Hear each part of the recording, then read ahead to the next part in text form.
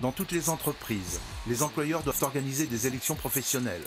Malheureusement, dans nombre d'entre elles, cela se termine par un procès-verbal de carence, car personne ne se présente. Pas de candidat, pas de syndicat, pas de dialogue social.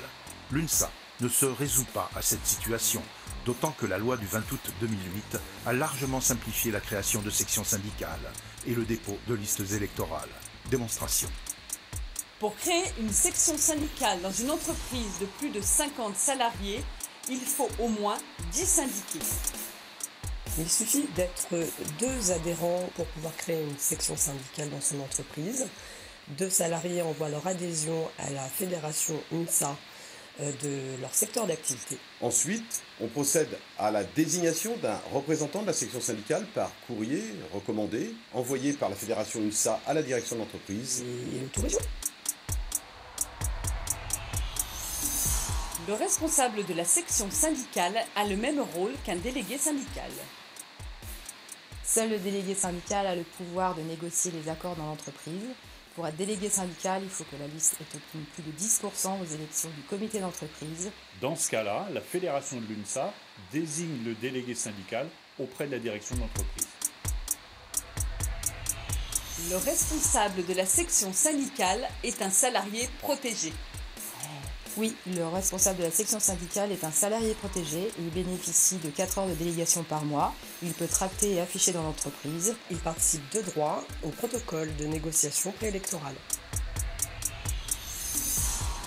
Seules les organisations représentatives peuvent déposer une liste aux élections des représentants du personnel. Tous les salariés de toutes les entreprises de France ont le droit à l'UNSA.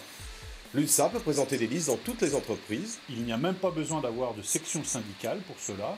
Pour déposer une liste, il suffit d'avoir un mandat de l'UNSA. Il y a des règles de parité à respecter pour déposer une liste syndicale. Oui, depuis le 1er janvier 2017. Il faut respecter la répartition des hommes et des femmes dans chaque collège et dans chaque liste présentée. Une fois élu, j'ai le droit à une formation. Oui, tout à fait. Tous les élus du personnel ont droit à une formation. D'ailleurs, certaines sont prises en charge financièrement par l'entreprise.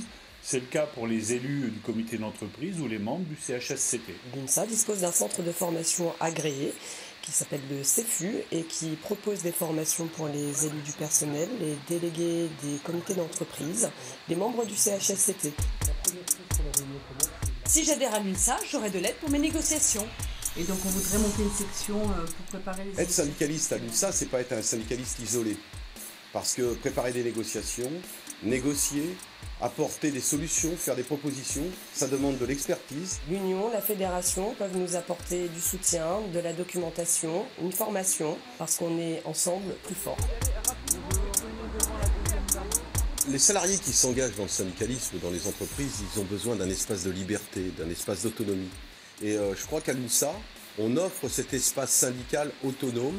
Ça veut dire que nous répondons à une attente dans un pays où quand même le taux de syndicalisation est faible et qu'il faut que les organisations syndicales se regardent dans leurs pratiques. C'est ce qu'on essaye de faire modestement et sans critique des autres, pour offrir peut-être des pratiques plus adaptées qui permettent à des salariés de s'engager dans le syndicalisme, dans un syndicalisme constructif, réformiste, positif.